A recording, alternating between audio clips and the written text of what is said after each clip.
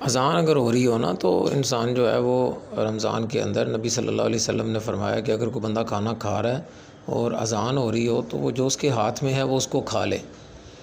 اس کا مطلب یہ ہے کہ دوران اذان جو ہے وہ اگر آپ لیٹ ہو گئے ہیں تو اس صورت میں آپ کھانا کھا سکتے ہیں، آپ کے روزے میں انشاءاللہ کوئی فرق نہیں پڑے گا۔ اس میں باقاعدہ بعض لوگوں نے یہ کہا جی یہ باقی نمازوں کے لیے ہے، روایات کے اندر موجود ہے کہ یہ اس میں وذالک فی رمضانہ کے الفاظ ہیں کہ یہ رمضان کے اندر ہے، ٹھیک ہے۔ بعض لوگوں نے ایک اور بھی غلط فہمی جو ہے وہ پیدا کرنے کی کوشش کی، جی وہ نبی پاک کے دور میں 2 اذانیں ہوتی تھیں، ایک پہلے ہوتی تھی ایک بعد میں ہوتی تھی، تو آپ نے فرمایا کہ پہلی اذان کے بعد تم کھا سکتے ہو۔ وہ حدیث ہی الگ ہے، اس کے اندر بات ہی اور ہے۔ اس کے اندر یہ نہیں کہ پہلی اذان جب اذان ہو جائے اس کے بعد تم کھا سکتے ہو۔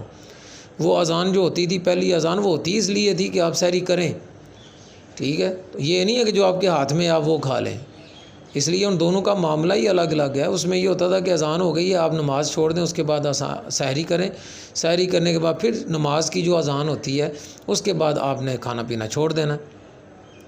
جبکہ اس حدیث کے اندر جو ہے وہ یہ ہے کہ اذان ہو رہی ہو اور جو تمہارے ہاتھ میں ہے وہ تم صرف کھا سکتے ہو۔ اس کا مطلب ہے بندے نے کھانا اس اذان سے پہلے شروع کیا ہوا ہے، وہ کھانے والی اذان نہیں ہے، ٹھیک ہے۔ تو اس کے اندر اور اس حدیث کے اندر ایسی کوئی بات نہیں۔ اس میں تو یہ ہے اجازت ہے کہ وہ جو اس کے سامنے پڑا ہوا ہے وہ بندہ کھا سکتا ہے، پیٹ بھر کے کھا لے، اس میں کوئی ایسا مسئلہ نہیں ہے۔